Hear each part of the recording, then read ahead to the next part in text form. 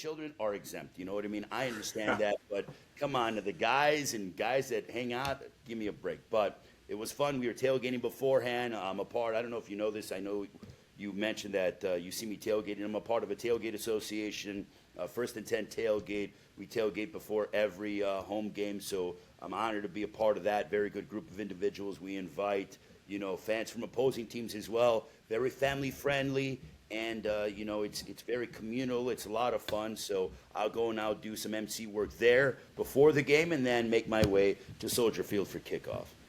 Man, you know what's crazy about that too is, for anyone who doesn't realize this, you were also working Saturday night, right? So you had fights Saturday night, fly in.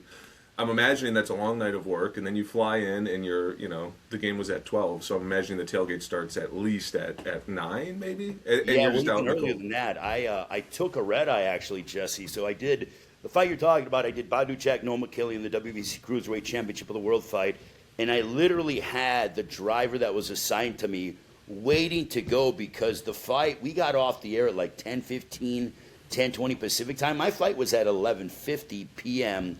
At LAX. So as soon as the fight was over, I said goodnight off the air, ran to the car, jumped in the car, had my bags there, got on the red-eye flight, landed here in Chicago, got my bags, came home, showered, and then layered up, and then a buddy of mine met me up, and I was on the microphone by 9 o'clock, tailgating and getting the place rocking and rolling. Did I sleep, Eddie? No, but you know what? The Bears won, and here we go, man. It's a lot of fun. Absolutely. And honestly, I love your feedback on the Bears when I read, because I think you're very fair and honest, whether it's for the better or for the worse. When they're doing poorly, you'll call it out, but when they do well, I think there are people there's optimists and there's pessimists. And I think there are a lot of pessimists who look at the Bears losing to the Packers. But I saw you speaking about it. I thought the feedback was great because, yes, they lost to the Packers, but they lost a game that was really close. And it wasn't, I don't even think that last interception was a terrible idea. It was just something to grow through. And I don't know about you, I'm loving Caleb Williams' ability to just take it in stride and not put so much pressure. He's so cool and calm. He's always learning and growing. I think by next year, I can't imagine, especially after seeing some of the throws he was making this last weekend, it reminds me of his college days, and I think he's going to get back to having that confidence by about next year, I would say, or hopefully by the end of this year.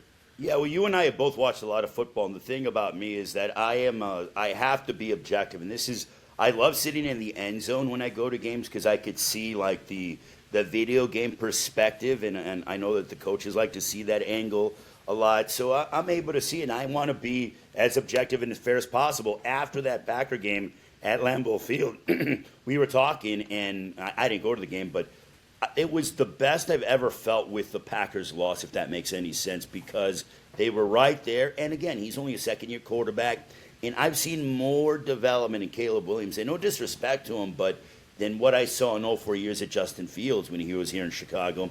And I saw Justin play a lot here, and he passes all the tests as Caleb Williams. He knows that he can own this town.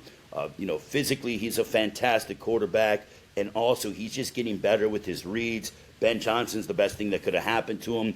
And now we have a massive game, and hopefully they make a little bit of a run in the playoffs. But I think they're ahead of schedule. But when you get to the dance, you got to make a run. So I'm hoping for the best. Yeah. And you talk about, like, boxing's a huge storyline sport. Like, what a storyline. Lose to the Packers, come back, really just – and I know the Browns aren't great, but they still throttled them for 31. No one else is putting up points like that on the Browns. Now it's like – yeah, and now to see him come back and they're doing it at home, it's like this is the storyline where they have to win this for their morale too. Obviously they need it for the playoff push, but I think to really like take a step this season, that's a win. I think once they do that, then this team gets to another level.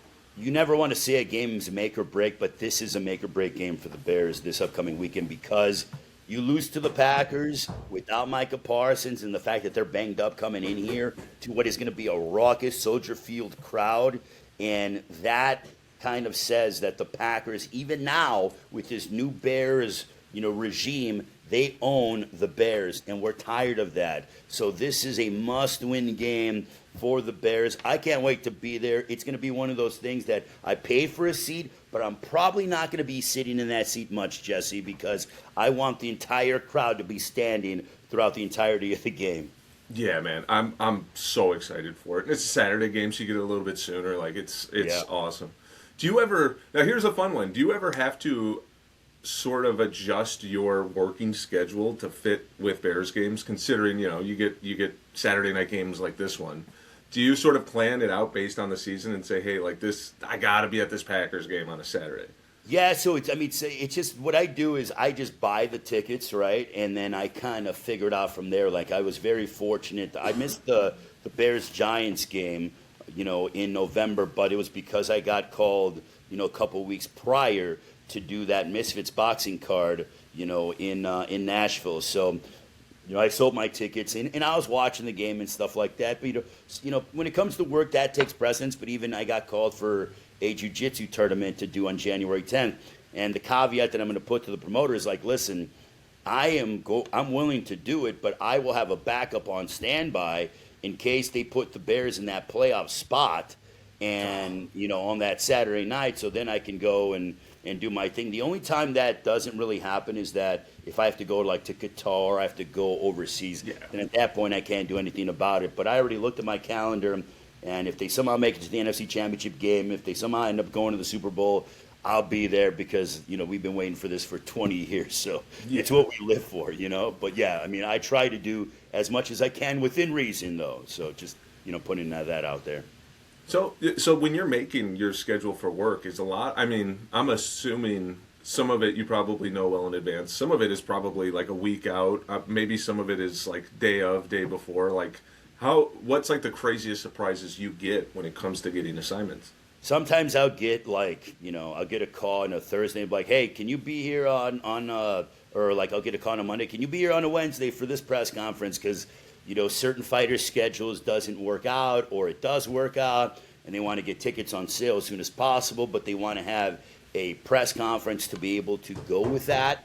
So I'll get a call on a Monday and be like, can you be here on a Wednesday? Or I'll get a call on a Monday afternoon and then be like, can you be here, Tuesday night for a Wednesday press or some.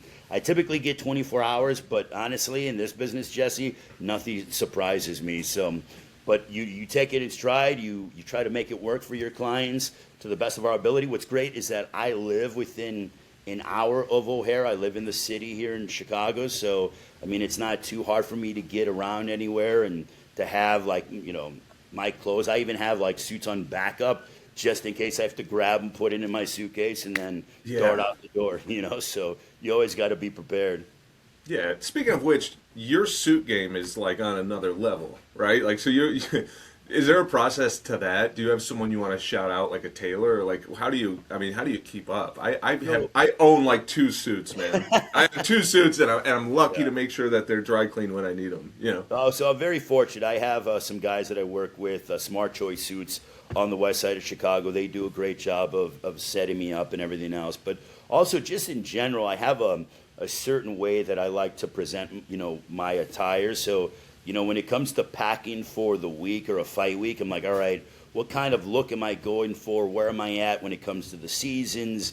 My shoes. I'm very fortunate. I'm sponsored by Mark Nolan Shoes, so they take care of me here in the on the West Loop of Chicago. So I mean, I have some very good options, but I plan it out myself. So I'm like, all right, what am I looking for? Like this past weekend, I wore like a velvet red coat because it was Christmas time. You know what I mean? And I kind of wanted to do that. During Thanksgiving, I wear like a lot of browns and stuff like that. We were in San Antonio. Now, they're not in the same conference as the Bulls. When I was in San Antonio for Lamont Roach and Pitbull Cruz, I wore like all black with the silver tie, San Antonio Spurs colors. So, just that, and we were in the Frostbank Center, home of the Spurs, so like a little bit of a tip of the cap, a tribute to what they're doing. So I try to tie it in to some degree.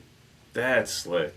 That's super slick. And what about like the magnitude of the event? I would imagine, if you're doing a Canelo fight, that's going to be one of the two biggest fights of every year. Do you have to like get it to another level, or is it sort of the same process? I mean, for the most part, I have the same mentality, but I mean, you really have to come strong for that stuff. I mean, what I love about fight night stuff is, Jesse, is that it's almost like going to a movie premiere when it comes to how people dress, and I still love that about prize fighting, is that people dress up and they get ready for these spectacular events. I mean, I remember, doing Wilder Fury, all three Wilder Fury fights, and that's the heavyweight championship of the world is on the line. So you really have to come at your best. And it's also, too, it's, being in shape. I believe being in shape, being ready to go. You're presenting, and I'm around some of the best in shape athletes on the planet. So I can't be there looking like I had just eaten 20 days of cheeseburgers and fries all,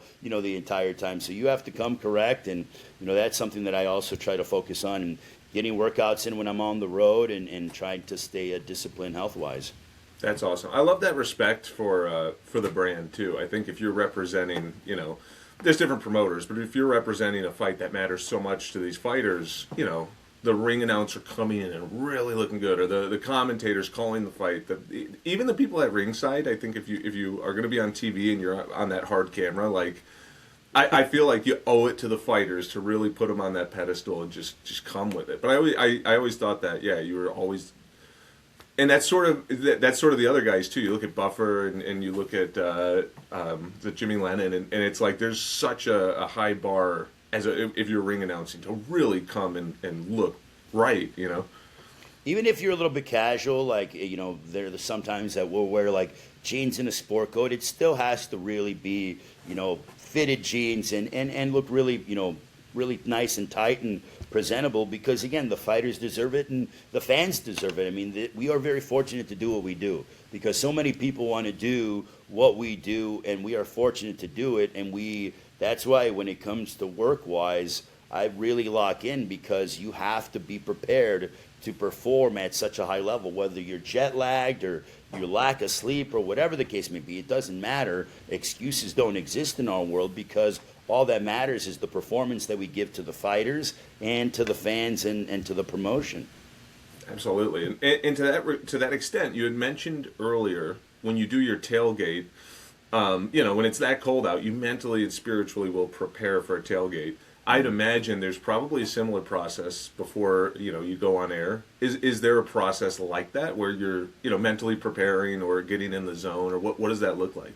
Yeah, I mean, it's just when it comes to how long. For me, it's because I've done fights at all hours of the day. When I was working predominantly for one championship in Thailand, our fights were in the morning, so I would have to wake up at 3:30 in the morning to be at the arena at 5, because we were doing the fights in the morning in Thailand for U.S. prime time here on a Friday night.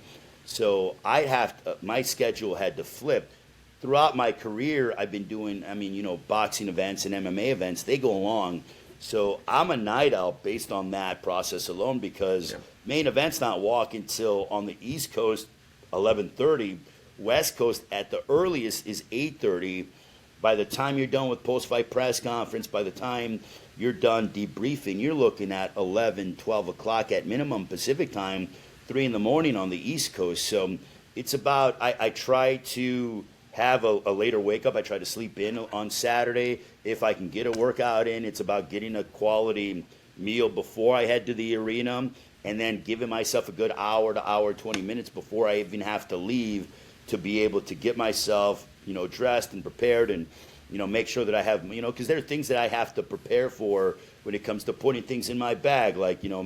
If it's a long night, I'll have protein bars that I bring with me, and just little things like that, so that I don't have to worry about having someone go get me stuff or whatever the case may be. So I try to give myself an hour and 15, hour and 20, but the process starts from even the time before I go to sleep. So the night before, I don't really try to do anything too ridiculous. I try to get a good meal, sleep in on Saturday, and then that's all I think about. That's all I do when it comes to fight day. Awesome. And how much? Obviously, you pretty much know all the high level details in all the fights you're going to. But how much more research do you do, the week of the fight or the week of a presser? What does that look like? What's great is that, I've been very much entrusted with doing a lot of fight week events for PBC, TGB Promotions, Bash Boxing. I just worked this event with CMH, as well, Champion Mental Health. And I'm there early because I'm hosting fight week events. So I'm talking to the fighters throughout the course of the week on a Tuesday or a Wednesday. So it's one thing to read stuff that you hear in the media, or you hear out by writers like you that interview a fighter. But then I get to kind of ask, if something catches my attention, I'll ask the fighter during like the workout or during the press conference, or I'll see them in the lobby of the hotel and have side conversations, and those are all private. But if there is, I'm more so trying to gauge. Number one, I care for the fighters because I've watched these fights. I mean, we've all kind of grown up together. Like give you for instance when Frank Martin knocked out Rancis Barthélemy, and I have watched like Frank go from being this fighter on a YouTube prelim card on Errol Spence, Danny Garcia in December of 2020 during COVID to now having fought Tank, being through that process with him, and now watching him come back. So I'll like talk with him and just see what his vibe is and his mindset, his energy, the fact that he's training with Buddy McGirt, how that's been like, and then I'll see like his dad, and I'll talk with his dad a little bit. All of that stuff's confidential, but I'm learning more about the fighter just by their demeanor and their approach. If they're having issues making weight, if they're not, what is their mood throughout the course of the week? So all those things I'm processing just in my daily interactions with them, or even if I'm going to get a cup of coffee and they're on their way to another gym to work out before our public events are happening. So all those things I'm very fortunate to be around, and I get a good, kind of a gauge on how they are. Absolutely. And I imagine you're building that rapport with them. So when you go on camera, it's not as if you're spontaneously doing it. You've already talked to them quite a lot, and they're more comfortable and ready. Very much so. And it's just, too, it's, not to say that I don't ask them everything, but it's protecting the fighter. They know that I am going to not come up with something ridiculous and try to get that quote-unquote viral moment, because now, as you know, is that not reporters, but just in general, it's about influencers and broadcasters. They want that viral moment. I'm just looking to present the information. If it happens to turn viral, then fine, but it's nothing that I'm looking for. If it happens organically. Like, I'll give you an instance. I was doing a workout with Gervonta Davis, and he ended up making a special appearance when we were in Vegas prior to his fight with Frank Martin. He was like trying to, he was messing around like behind me as I was doing announcements, and that I saw that clip go everywhere, and that's just him playing around. But I wasn't like, hey Tank, I want you to do this. Be who you are. Just stay away from me when it comes to don't be shadowboxing around me and anything like that. Like, these guys are trained assassins, man. Like, I remember kind of shadowboxing a little bit, and I was like, look, and I stepped away. I'm like, I don't get paid to be anywhere near you when you're throwing punches.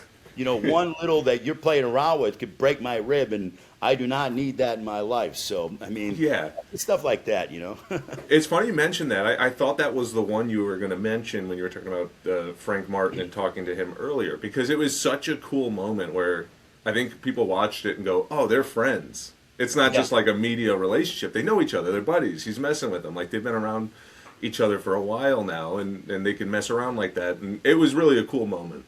Yeah, I mean, I've known Tank for over 10 years, and I've watched where you probably, I don't even if you remember him, but he was fighting on PBC on Bounce TV, and Floyd would come in when Floyd was his promoter, and would fly in on a jet. We were doing a fight in like Orlando, and Floyd came because he was the first TV fight, and the fact that Tank was the first TV fight on him, on Bounce TV, but that's how long and how far back I go with him, just based on the fact that I've been around these guys. So I've watched the maturation and seen, their highs and lows and everything in between. And, hopefully, the sport continues to grow. Absolutely. And, the cool thing, and this is one thing, I've said it before, and I think it's a really cool thing about your journey. It's kind of a corny word, but it's the right word. It's in your journey, you started off and you really did this like the hard way. You started off locally. You've worked with promoters who I know very well, like in Chicago, like Bobby Hitz. And I know before that, I don't know the MMA scene very well, but I know that like you were working for several MMA promotions, and you just grinded it out. And you've been grinding it ever since, and just continually sort of just grown to new and new levels. So the reason I'm saying all of this is so people can understand like that part of it, but also, what's like one of your best memories from those days when you were, just working the side of a local MMA show, or, Hits is a great promotion, but it is, regional to Chicago. Like, what's one of your best memories from that period of time? Well, Bobby was a big part of my development, along with MMA promoters like Joe Goitia and Eric Moon and Mike Davis, who did the Brawl at Bourbon Street, Marionette Park. Like we would do events on a Wednesday night in Marionette Park at Bourbon Street, which is a massive bar nightclub kind of a thing on the southwest side. And I would go there and we would do fights, probably 14, 15 fights on a Wednesday night. And I was still in college at Columbia College. So I'd get done with class and then like jump on a train or grab a cab because Uber wasn't around back then. And I'd make my way to Bourbon Street to do some fights, till 11, 12 o'clock. And then the next day would, get a couple hours of sleep and then go to class on a Thursday morning because I was, ring announcing when I was 18, 19 years of age. So, those promoters like Bobby Hitz introduced me to Artie Palullo, who is of Banner Promotions. And I did Friday Night Fights with Artie Palullo at Banner Promotions. And Bobby signed off on me as to say, yeah, like this kid is ready. He's been doing a lot of local fights. So Bobby was very, very complimentary to me and very inviting. And at the time, like a fighter, when you're kind of coming up and like being 6 and 7 and 0, and you're making that development, you want to try things out. So it's one thing to, my style continues to evolve. This style that you see, this presentation that you see is almost 2 decades of work. And that's just constantly learning and trying new things. And I'm like, okay, I like how this worked. I don't like how that worked. Reason why I tell you this is because promoters like Bobby Hitz allowed me to do that. Bobby never micromanaged me as to say, don't do this, don't do that, or do this or do that. He was never like that. He understood that I had potential, and he helped me grow. And Bobby could have easily been like, I want you to do this, and I would have absolutely done it, but he never micromanaged me. So, and then also, as I kind of came up a little bit, filling in for Golden Boy Promotions and, for Joe Martinez and doing in English and Spanish for their solo book sales series back in late 2011 and, 2012 and 2013 and doing undercards and the people there the individuals that I worked at Golden Boy now are within the PBC realm. So I've known them for 12, 13 years. So, they were also not micromanaging me as well. So I've been really fortunate to have very good people that have looked after me, that let me be me. And if they didn't, that's fine because they're the ones who are cutting the check and I'm going to do what they ask of me to do. So, absolutely. And it is very... It's good fortune, but I think you also probably earned Bobby's respect for him to allow you to do that. Because I've gotten to know Bobby, and he's very particular in the way that he wants to present, the way that things are done. I know sometimes with ring announcers, he may go, hey, it's a little... I'm not going to say anything too specific, but with other people, he said, hey, it's a little bit too much like this. I'd like to change it to that. Yeah, little things. If he lets you do your thing, I agree and understand what you're saying 100%. He believed in you and thought... Even if this kid's going to try, or a kid at the time is going to try things differently and do it this way or that way, it's still a great product and a great presentation. So, I mean, that's a shout out to you, though, because that's not always Bobby, He's not always going to be the guy to let you do it however you'd like. Yeah, and one thing, too, what I love about Bobby is that, he's very intense when it comes to the business, and his passion just, comes through, as you know. And he takes his events like they are, pay-per-view, MGM Grand, and what I took from that is, and I always had this approach, but your focus, your preparation has to be at the highest level because it doesn't matter, because he wants to make sure that when you come to one of his events that you are entertained from the time you walk in to the time you leave. And he does that with the fighters. He does that with his matchmakers. So, I learned a lot, in all areas when it comes to being around Bobby, and very fortunate to work with him for several years. Yeah, I wholeheartedly agree with all of that. I know he's huge on brand. If you're part of his brand, the standard, like you said, the standard is this high because that's his expectation of his brand. And that's why, he's been around it's been 30 years now and really thriving in a market that no one else has really competed, or anyone who's tried has come and gone, and Bobby's just lasted. Absolutely. So in the beginning, when we first started talking, I was a little bit. The one thing I was thinking to myself is like, is that how he really talks all the time? Is that his actual? And so it is kind of funny. So this is your regular speaking voice. Yeah. So there had to have been a point when you were younger where it stuck out, and somebody had to have said to you like, "Hey, that voice you could be doing TV or radio or whatever." Right. So what's crazy about that is that I knew within, I played sports in school, but I knew I wasn't a really good athlete. And some people are meant to be great athletes, and others aren't. I'm not a great athlete. I mean that, and I learned that early on. So I had just such a passion for sports, even when I was 2, 3 years old. I mean, my parents would tell me that even as a baby, the only time I'd sit down and be quiet is watching either a Bears game or a Bulls game, and that was when Michael Jordan was playing. So I had this love for sports early on. So I'd ask my dad, like, how do I stay involved in sports? And it was like, oh, I'm going to be a sports commentator. I don't know how old you are, but for me, I grew up watching, the NBA and NBC and Marv Albert and Bob Costas and even commentators here when it comes to the radio. Jeff Joniak's done a great job, but I grew up listening to Wayne Larrivee and what he was able to do, and Johnny Red Kerr and Tom Dorr, Neil Funk, and those guys. They were masters. Pat Foley as well, what they did. So I wanted to kind of follow in their footsteps and have that level of professionalism from a boxing standpoint. Jim Lampley, Steve Albert, obviously Michael Buffer from a ring announcing standpoint. So I knew early on that I wanted to do that. When I got to high school, my voice obviously changed, and it changed for the better, and I was able to kind of focus and enhance that even more. Doing local TV in Northwest Indiana when I was a sophomore in high school football, high school basketball, PA announcing, and it just kind of grew from there because it's all about experience. As you know in this business, the more reps you get, the better it is, and it's just, you hate to say it, and some people get breaks sooner than others, but to me it's about time. It's about that time in the ring that you can get or on the mic that help you out so much in your career. Absolutely. So the way I understand that is obviously this is organically your voice, but it's also from practicing that craft for so long to really perfect it. So when you're on the microphone, there's a different delivery.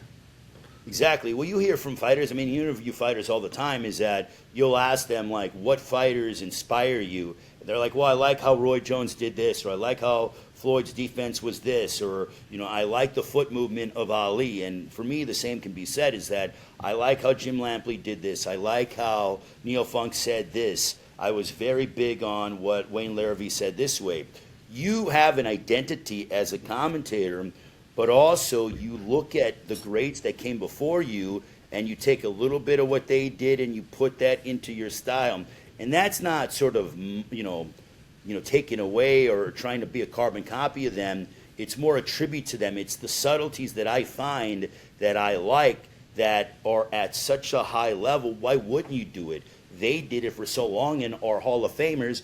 I would be stupid to not at least acknowledge that. So I try to take a little bit, and also I know who I am from a style standpoint. And it took years. Even when I was on Fox in the early going, I still was not as refined as I was. And I'll tell you what happened is when you took some time away for COVID, and when we had that break during COVID, I'm like, all right, instead of, sort of waiting this thing out, I went and watched back. I'm like, what worked, what didn't work? Because we were in the machine. We were on the road a lot during that time, and it was like, okay, who's going to get better during this time off and who's not? So I took that time to really refine what I was doing, and then when we came out of COVID, really hit the ground running. Wow, I think that's really cool to hear, and I think that was definitely not just in boxing or any other sport, but in so many different aspects of life. I feel like COVID was where you could see people who are opportunistic, and they look at it like, okay, how can I use this time to compound my abilities and to grow? And there are people who sort of sat and waited, and it's very obvious, in all different fields, but I love hearing that you took that time to really focus. What is it, do you ever have a hard time listening to yourself, though? Perhaps you listen to it and it's like, it's kind of, that's sort of like an age-old thing, right? Listening to your own voice. Not for me. I mean, in the sense that because what I want to do is I'm my own worst critic, and I know when I made like a mistake. And here's what I believe in is that the late great Howard Cosell said, if you have the perfect broadcast and you're completely satisfied with your performance, it's time to retire. So there's always something or a few things that I'm upset about or that I know I could do better. And I kind of, not to say I know it all, but I kind of know right after I say it or after I do it. Or I'll go back and I'll watch it. I'm like, nope, didn't like this. This has got to get corrected. Nope, it's one of those things. I'm not constantly. It's like you're winning football games, right? If you're winning football games and you're not looking at the tape to try to get better, you're going to have this massive fall off the cliff, and you're going to get humbled. So from my standpoint, I'm like, okay, I don't like how I said this, or why did I do that? And you try to correct it. So I mean, I'm even hypercritical like that as a fan. It's like even when our team wins, like the Bears win, I'm like, okay, I like the win, I'm happy with it, but you know what? There were things that they got to clean up because when you run into a better team, it's not going to go that way. Same can be said about my performances. I'm always trying to be hypercritical and trying to see what I could do to get better, show in, show out. And luckily now, with technology, a lot of fights are made available on YouTube or all these streaming services or whatever the case may be. I don't have to wait to get the footage or whatever for the most part. So, but I'm always trying to work to make sure. I mean, and the goal is to have the perfect broadcast, but that doesn't exist. That'll never exist because it's just not feasible. So it's just, Yeah, well, and I think that's a great point, right? It's not like it's a science. I think to an extent it's an art. There are different ways you can do things and they'll deliver differently. And I think of like a very, very obvious one is the 1980 Olympics, Russia and USA. And it'll live on forever. It's like, do you believe in miracles? It's not necessarily that he was having a perfect broadcast. It was just a perfect thing to say, and it's branded with that game and everything that came with it for all these years. I feel like there's levels of creativity you can have if you're doing play by play, right? So it's you know what I mean? Like, does that sound accurate? Yeah, because it's organic moments, and I know that some individuals can their lines. I think that's horrible. I don't can my line because my reaction is as authentic as you're going to find because I'm a fan. I'm a fan that happens to be sitting in the chair that needs to have a greater deal of responsibility is on my shoulders because I have to inform the audience, but you also have to entertain them. I'm not going to entertain the audience with something cheesy. I'm going to entertain the audience based on the fact that I am honored to be here, and I'm going to call this fight to the best of my ability and make sure that the people that are sitting next to me, my analysts that I'm very fortunate to work with. I mean, this past weekend, it was an embarrassment of riches. I had Sean Porter and Paulie Malignaggi, guys that I watched on television, guys that are my friends that essentially I don't want to talk much because they have been in the ring doing their thing at the highest world championship levels. I'll call a moment when the fight's getting ready to finish, and I'll get us from point A to point E to point, from A to Z. But they're the ones that I want to get across. You know why? Because I want to know what they're thinking. It's like, we are sitting, it's like when we're at ringside, I want you to think as a fan, as a media member, as an audience member, that these guys are sitting next to me on the couch, cracking an ice cold beverage, and we're just there talking about the fights. That's what I want. It has to be a conversation, not like, oh, well, this and that, or whatever the case may be, like where we're talking over yet. No, like it's a conversation. I want you to think that you're just sitting on the couch and we're all hanging out, we're all talking. Now, it's a higher level, don't get me wrong, but I'm asking the questions that I would, if they came over my place or we were sitting at somewhere watching the fights with them. Yeah, I think that's awesome, and I have noticed that, and I don't want to put. I'm not going to put down specific commentators, but I will put up certain ones that I thought always set a really good standard. Like Jim Lampley, when he's doing the HBO broadcast with Roy Jones and Max Kellerman. I never once watched a fight where I thought these guys are bored. I never once watched a fight where I'm like, these guys. They always had this energy to keep you in the fight, regardless of if the fight was slower or one fighter wasn't doing something. They would call it out, but they wouldn't they wouldn't become sort of downtrodden. And I've seen that happen sometimes, and it will just kill the vibe of the fight. You know, if I'm watching a prelim or an undercard fight, getting ready for the main event, and it just starts getting kind of dreary and slow, I'll lose interest in it. You know, it's sort of, to keep it like a party that you're a part of, there has to be an energy. And I love the second thing you said, which is like the one thing he always did well was he'd always refer to Roy and to Max without overstating it. And he'd let them answer questions and really explain it. And I always enjoyed that, and I thought that was the way it should be done. Like the energy should always be at a certain point. Yeah, because we're fortunate to do something that people wish they could do, and also even within the confines of a fight, you know, I've also called, you know, Big Ten wrestling. It's like what we say is when a match is one-sided, but there's a match within the match. It's like, you know, if you're going to lose, are you going to lose by technical fall, which means, you know, it's a certain amount of points that go to the team. Or if you lose by a decision, that's the lowest amount of points that go to the team. So it's the fight within the fight. So when I'm looking at it, is a fighter going to get stopped, or can he get some momentum towards the end of the fight, even though he's clearly down on the scorecards? For the fighter that's ahead, are they going to really push and try to get the finish? Or if they're not doing that, are they going to work on other things? Are we going to see some things that we haven't seen over the course of the fight that they are going to implement a part of, you know, new weaponry that we can see? Like if they've just been using their jab in the right hand going to the body, are we going to see an uppercut to the body? Are we going to see an upper, you know, some different hooks? Are we going to see them work on their defensive ability? Those things I look at because there is, you know, it's the fight within the fight is what I like to say. That's a really cool perspective. And that is true. I mean, is a guy's winning the fight, well, is he going to go for the knockout? Also, it's boxing. We've seen it a lot of times where a guy can be down the whole time and win the fight, you know, and Exactly.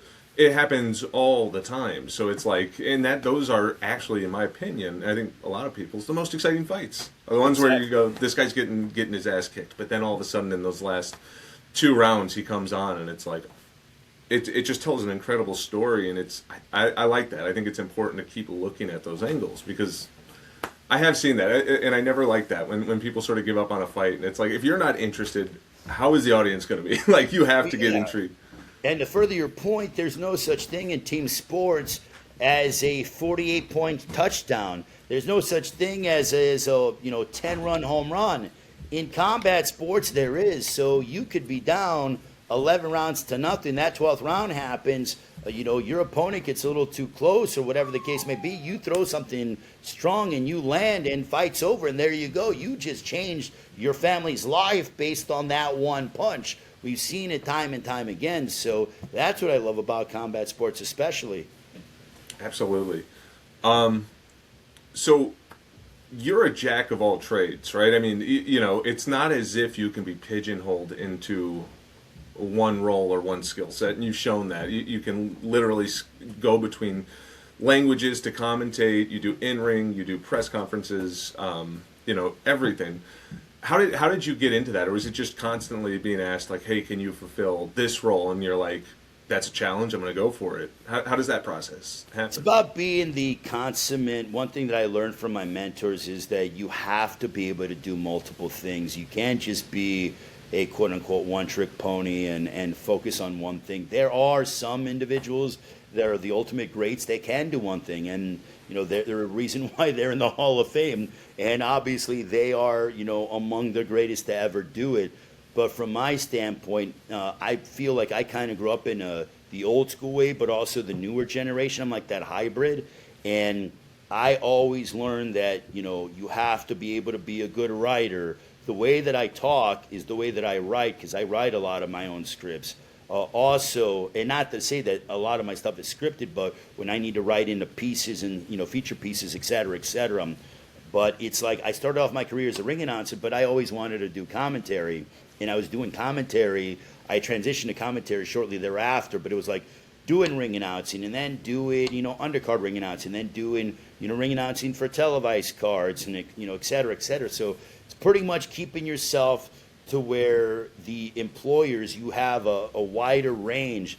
I mean, I've ring announced in Japan I did Inoue Payano, I did Inoue Donaire in Japan, ring announcer, but I've also done commentary for one championship in Japan. I did, commentary in Dubai with Floyd Mayweather, you know what I mean? Like I did commentary in Saudi Arabia with, Sean Porter and Larry Wade, and did the Jake Paul Tommy Fury fight, doing press conference stuff for PBC the past decade and being a part of some incredible events, working the Mayweather McGregor tour from an MC standpoint, the in-arena hosting some of those press conferences that were unbelievable. Just being a consummate utility player. So it's like I could play outfield, I could play third. You need me to be at first base, no problem. If you need me to hit in the 3-hole, cool. You need me to hit in the 7-hole, fine. If you somehow need me to lead off, hey, guess what? I could be your leadoff hitter too. Kind of put me in where you need me. Bottom line is that you want to do as much as you can so that you always have and you always are around and you always have a job. Not to say that I'm necessarily hurting per se, but you just want to be able to have, the more the better, because you just never know if you, especially, these newer entities that are coming on, they may have a specific guy for one role, but I'm like, well, I could do this, or I could do studio hosting, or whatever the case may be, because I want to get in the mix with what they're doing. So it just allows you to have more opportunities. Absolutely. I believe the question was something along the lines of, like, hey, what made you come to the conclusion to have this fight? And his response was something along the lines of like, well, I've beaten everybody. This is a good opponent. This was the guy that's left. Obviously, a lot of boxing fans at that point look at it and go, well, what about David Benavidez? We're all screaming it. In that position, is it like your role to stay objective and not press something like that and put pressure on him? Or is it the obligation to like build the fight, to not, you know what I mean? Like, what is it where you kind of say, okay, that was his answer, we let it go, versus like... The reason, so when I heard that response, he has been asked that so much in the lead up to that fight, to even us getting a fight week. And I've already heard him, respond to possibly that whole David Benavidez thing on numerous occasions, be it Spanish media, be it regular, English media, in Mexico, in the United States, reporters from all over the globe. So I already got the answer, and the answer has been out there at length. So when I asked him that, I was just letting him give his honest opinion. And when he said, hey, Berlanga is who, I wanted to face it. But also, too, here's my deal. And this, I believe this with anybody. When you get to a certain point in your career, you are the man. You are the cash cow. You are the economic powerhouse that you are. So whoever you fight, that's going to bring attention, that's going to bring media, that's going to bring pay-per-view. Essentially, it is rarefied air where a fighter can pick who they want to fight, and we can either choose to accept it or not. Enough people asked him about the Benavidez thing that it's like, okay, I asked him, why did you pick Berlanga? He gave me the answer. Who am I to press him on it? Because I have not done what Canelo has done. And I don't have that sort of chip on my shoulder when it comes to reporting standpoint. Not to say that there are a lot that do, but there are some that are. And I'm just like, he gave me enough of an answer that I was comfortable with, and I'd rather ask him other things about Berlanga, because no matter what I ask, it's not going to change the opponent.